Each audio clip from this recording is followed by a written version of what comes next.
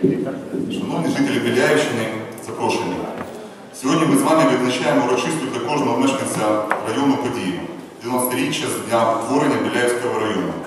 Як відома історія, це не тільки, що відбувалося протягом певного періоду, а й те, що люди, громада, суспільство визнали за потрібне пам'ятати.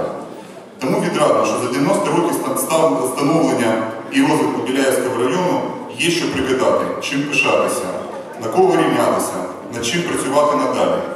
Адже весь цей час, навчаючись у старшого покоління, працівників сільського господарства, лікарів, вихователів, вчителів, усіх, хто спрямовує свій досвід, сили та знання на благо нашого краю, жителі Біляївського району намагалися зберегти та примножити надбане батьками, трудилися та створювали, запроваджували та досягали. Прагнення до позитивних змін, до стабільного майбутнього наших дітей і сьогодні об'єднує жителів району. Спілкування про створення гідних умов життя, праці та відпочинку людей завжди було і залишається головним пріоритетом у роботі влади всіх рівнів. Пам'ятаємо, наше життя буде таким, як ми зробимо його самі.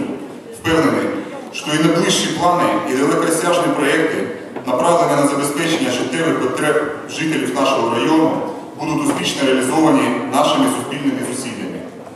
День 90-річного ювілею щиро дякую всім жителям району за працелюбність, професіоналізм, плідну працю, уміння жити і працювати на благо Біляївщини, Одеської області і України в цілому. Хай Біляївський район назавжди залишається для вас найулюбленішим, найнадійнішим і найдрібнішим. Бажаю вам міцного здоров'я, спокою і сімейного благополуччя, веселого святкового настрою. Дякую.